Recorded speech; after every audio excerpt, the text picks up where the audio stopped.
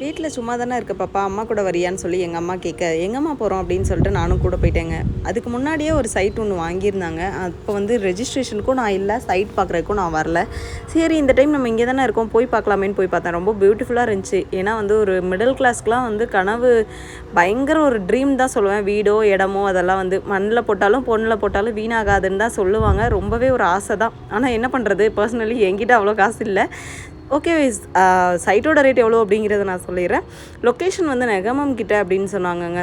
சைட்டோட rate வந்து 1.25 cent, கிரையத்தோட 5.5 சொல்லியிருந்தாங்க. நம்ம மூலியமாக யாராவது வீடியோ பார்த்து சைட் பார்த்து கேட்டு வந்தாங்க அப்படின்னா வந்து ஒரு சென்ட்டுக்கு அவங்களுக்கு 25,000 டிஸ்கவுண்ட் அப்படின்னாங்க. இப்போ எக்ஸாம்பிளுக்கு நீங்கள் 3 சென்ட் எடுத்தீங்க அப்படின்னா வந்துட்டு உங்களுக்கு வந்து 75,000 டிஸ்கவுண்ட் அந்த மாதிரி சொல்லியிருந்தாங்க.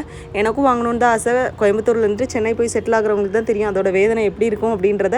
ஆனால் என்றைக்கா இருந்தாலும் கோயம்புத்தூரில் தான் செட்டில் ஆகணும்னு நானும் ஹஸ்பண்ட் கிட்ட சொல்லியிருக்கேன். கண்டிப்பாக அவரை கூப்பிட்டு வந்து பார்க்கணுன்ற ஒரு பிளான்